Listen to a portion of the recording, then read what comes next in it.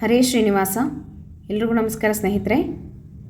ಹುಣ್ಣಿಮೆಯ ಮುಂದಿನ ಏಕಾದಶಿ ಗುರುವಾರ ಬಂದಿದ್ದರೆ ಅವತ್ತಿನ ದಿನದಿಂದ ಹುಣ್ಣಿಮೆಯ ತನಕ 9 ಪದ್ಮಗಳನ್ನು ಹಾಕಬೇಕು. ಹಿಂದೆ ನಾನು ತುಂಬ ಸಲ ತಿಳಿಸ್ಕೊಟ್ಟಿದ್ದೀನಿ. ಈ ರೀತಿಯಾಗಿ ಕೆಲವೊಂದು ಸಲ ಮಾತ್ರ ಬರುತ್ತೆ, ವರ್ಷದಲ್ಲಿ ಒಮ್ಮೆ ಅಥವಾ 2 ವರ್ಷಕ್ಕೆ ಒಮ್ಮೆ ಈ ರೀತಿಯಾಗಿ ಬರ್ತಾ ಇರುತ್ತೆ. ನೋಡಿಕೊಂಡು ನಾವು ಈ ಒಂದು ವ್ರತವನ್ನು ಮಾಡಬೇಕು. ಹೀಗೆ ಹುಣ್ಣಿಮೆಯ ಮುಂದೆ ಗುರುವಾರ ಏಕಾದಶಿ ಬಂದಾಗ ಆವತ್ತಿನ ದಿವಸ ಪ್ರಥಮ ದಿವಸ ನಾವು ಹೀಗೆ ಕಟ್ಟೆಯನ್ನು ಸಾರಿಸ್ಕೊಂಡು ಅಥವಾ ಮಣೆಯ ಮೇಲೆ ಹಾಕ್ಕೊಳ್ಳೋದಿತ್ತು ಅಂದರೆ ಮಣೆಯ ಮೇಲೆ 9 ಪದ್ಮಗಳನ್ನು ಹಾಕಬೇಕು.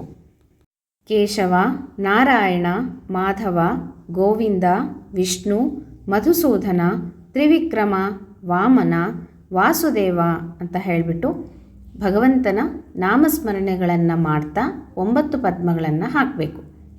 ಯಾಕೆ ಹೀಗೆ ಹಾಕಬೇಕು ಅಂತಂದರೆ ಸ್ತ್ರೀಯರ ರಜಸ್ವಲ ದೋಷಗಳ ಪರಿಹಾರಕ್ಕಾಗಿ ಈ ಒಂದು ವ್ರತವನ್ನು ಮಾಡಬೇಕು. ಮುಟ್ಟಾದಾಗ ಪ್ರತಿ ತಿಂಗಳು ನಾವು ಏನಾದರೂ ಮುಟ್ಕೊಂಡಿರ್ತೀವಿ ಅಥವಾ ಇನ್ನೇನೋ ದೋಷಗಳು ನಮಗೆ ತಗಲಿರುತ್ತೆ.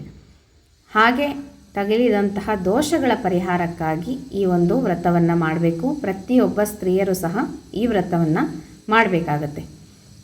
ಏಕಾದಶಿಯಿಂದ ಪ್ರಾರಂಭ ಮಾಡಿ ಹುಣ್ಣಿಮೆಯ ತನಕನೂ ಈ ಒಂದು 9 ಪದ್ಮಗಳ ವ್ರತವನ್ನು ಮಾಡಬೇಕು. ಹೀಗೆ 9 ಪದ್ಮಗಳನ್ನು ಹಾಕಿ ಶಂಖಚಕ್ರವನ್ನು ಹಾಕಿ ಅರಿಶಿನ ಕುಂಕುಮವನ್ನು ಏರಿಸಿ ಅಕ್ಷತೆ ಕಾಳನ್ನು ಏರಿಸಿ ಗೆಜ್ಜೆ ವಸ್ತ್ರವನ್ನು ಏರಿಸಿ ಹೂವನ್ನು ಏರಿಸಿ ಪೂಜೆಯನ್ನು ಮಾಡಿಕೊಂಡು ದೀಪವನ್ನು ಹಚ್ಚಿಟ್ಟು ಏನಾದರೂ ಹಣ್ಣು ಹಾಲು ಸಕ್ಕರೆ ಬೆಲ್ಲ ಏನಾದರೂ ನೈವೇದ್ಯವನ್ನು ಮಾಡಿ ಆರತಿಯನ್ನು ಮಾಡೋದು. ಈ ರೀತಿ ಹುಣ್ಣಿಮೆ ತನಕನೂ ಈ ಒಂದು ಸೇವೆಯನ್ನು ಮಾಡಬೇಕಾಗತ್ತೆ. ಹುಣ್ಣಿಮೆ ದಿವಸ ಕೊನೆಯನ್ನು ಮಾಡಿ ಅವತ್ತು ಅಥವಾ ಮಾರನೇ ದಿವಸ ಯಾರಿಗಾದರೂ ಕೈಲಾದಂತಹ ದಾನವನ್ನು ಕೊಡಬೇಕು. ಒಂದು 9 ಹಣ್ಣುಗಳನ್ನು, ಸಿಹಿಯಾದ ಹಣ್ಣುಗಳನ್ನು ದಾನವಾಗಿ ಕೊಡಬೇಕು. ಅಥವಾ ವಸ್ತ್ರವನ್ನು ದಾನ ಮಾಡ್ಬೋದು. ಅಥವಾ ಸಾಧ್ಯ ಇದೆ, ಶಕ್ತಿ ಇದೆ ಅಂತಂದರೆ ಬೆಳ್ಳಿಯ ಒಂದು ಪದ್ಮವನ್ನು ಮಾಡಿಸಿ ದಾನ ಕೊಡ್ಬೋದು. ಬಂಗಾರದ ಪದ್ಮವನ್ನು ಮಾಡಿಸಿ ದಾನವಾಗಿ ಕೊಡ್ಬೋದು. ಈ ರೀತಿಯಾಗಿ ಗೋದಾನವನ್ನು ಮಾಡ್ಬೋದು, ಅನ್ನದಾನವನ್ನು ಮಾಡ್ಬೋದು. ಶಕ್ತಿ ಅನುಸಾರ ಏನು ಭಗವಂತ ಕೊಟ್ಟಿದ್ದಾನೋ ಅದನ್ನು ದಾನವಾಗಿ ನಾವು ಕೊಡಬೇಕಾಗತ್ತೆ. ಈ ರೀತಿಯಾಗಿ 9 ಪದ್ಮಗಳ ಸೇವೆ ನಾಳೆ 25ನೇ ತಾರೀಕು ಏಕಾದಶಿ ಗುರುವಾರ ಇದೆ, ಅವತ್ತು ಪ್ರಾರಂಭ ಮಾಡಿಕೊಂಡು ಹುಣ್ಣಿಮೆ ತನಕನೂ ಹಾಕಬೇಕಾಗತ್ತೆ. ಏಕಾದಶಿ ದಿವಸ ಅರಿಶಿನ ಕುಂಕುಮವನ್ನು ಏರಿಸ್ಬೋದು, ಗೆಜ್ಜೆ ವಸ್ತ್ರವನ್ನು ಏರಿಸ್ಬೋದು, ಹೂವನ್ನು ಏರಿಸೋದು ಬೇಡ, ಮತ್ತು ಅಕ್ಷತೆಯನ್ನು ಏರಿಸೋದು ಬೇಡ.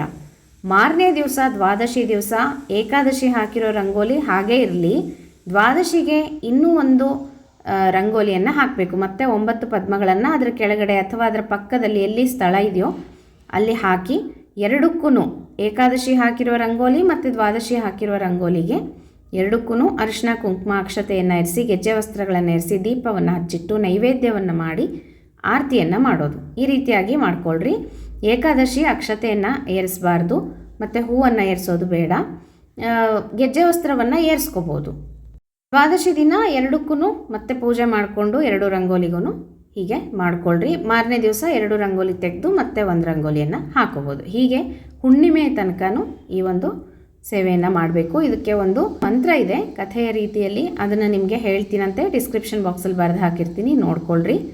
ಗೌರಿ ಪುತ್ರ ನಿನಗೆ ತರಗು ಚಕ್ಕಲಿ ಕೊಡುವೆ, ವರಮತಿ ಪಾಲಿಸು ಅಜನರಸಿ ಸರಸ್ವತಿಯ, ಮೋದದಿಂದ ಬಲಗೊಂಬೆ ಪರಮ ಸಾಯುಜ್ಯ ಪಾಲಿಸೆನುತ್ತಲೇ, ನಾರಿಯರುಳು ರಜತ ಪಾಪ ಪರಿಹಾರವಾಗುವಂಥ ಮೇಲಾದ ವ್ರತಗಳು ಯಾವುವು ಇವೆ ಎಂದು ನಾರಿ ರುಕ್ಮಿಣಿ ಪತಿಯ ಕೇಳಿದಳು.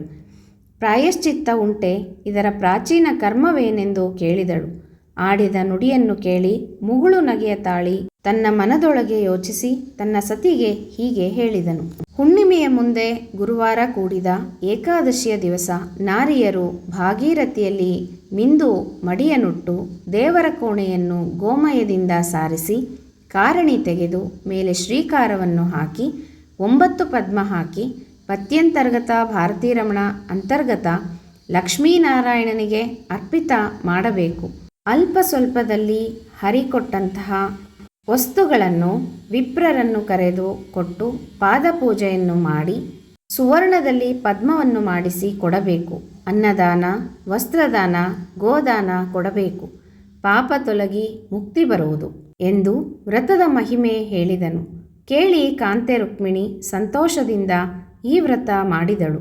ನಮ್ಮದು ದುಷ್ಕರ್ಮ ಪಾಪ ತೊಲಗಲೆಂದು ಕೇಶವ, ನಾರಾಯಣ, ಮಾಧವ, ಗೋವಿಂದ, ವಿಷ್ಣು, ಮಧುಸೂದನ, ತ್ರಿವಿಕ್ರಮ, ವಾಮನ, ವಾಸುದೇವ ಎಂಬ ನಾಮದ 9 ಪದ್ಮಗಳನ್ನು ಹಾಕಿ ನೈವೇದ್ಯ ಮಾಡಿ ಶೇಷಗಿರಿಯ ಮೇಲೆ ಶ್ರೀಸಹಿತ ವಾಸವಾಗಿಹ ವೆಂಕಟೇಶನಿಗೆ ಅರ್ಪಿಸಿದರೆ ಬೇಕೆಂಬ ವಿಷ್ಣು ಸಾಯುಜ್ಯವನ್ನು ಕೊಡುವನು. ಶ್ರೀ ಕೃಷ್ಣಾರ್ಪಣಮಸ್ತು. ಇದಿಷ್ಟು ಈ ಒಂದು ರಂಗೋಲಿಯ ಕಥೆ. ಇದನ್ನು ಪ್ರತಿನಿತ್ಯವಾಗಿ ಈ ಕಥೆಯನ್ನು ಹೇಳ್ಕೋಬೇಕು. ಇದಿಷ್ಟು ಹುಣ್ಣಿಮೆ ಮುಂದೆ ಗುರುವಾರ ಕೂಡಿದಂಥ ಏಕಾದಶಿ ಬಂದಾಗ ಈ ಒಂದು 9 ಪದ್ಮಗಳ ಸೇವೆಯನ್ನು ಮಾಡಬೇಕು. 9 ವರ್ಷಗಳು ಮಾಡ್ಬೋದು, ಹಾಗೆ ಕಂಟಿನ್ಯೂ ಆಗಿ ಸಹ ಮಾಡ್ಕೋಬೋದು. ಈ ರೀತಿಯಾಗಿ ರಜಸ್ವಲ ದೋಷ ಪರಿಹಾರಕ್ಕಾಗಿ ಈ ಒಂದು ಸೇವೆಯನ್ನು ಎಲ್ಲರೂ ಮಾಡಿರಿ ಅಂತ ಹೇಳ್ತಾ, ಏನಾದರೂ ಡೌಟ್ಸ್ ಇದ್ದರೆ ಕಮೆಂಟ್ ಬಾಕ್ಸಲ್ಲಿ ಕೇಳಿರಿ, ತಿಳಿಸ್ಕೊಡ್ತೀನಿ. ಮತ್ತೆ ಮುಂದಿನ ವಿಡಿಯೋ ಒಟ್ಟಿಗೆ ಸಿಗೋಣ ಸ್ನೇಹಿತರೆ. ಹರೇ ಶ್ರೀನಿವಾಸ.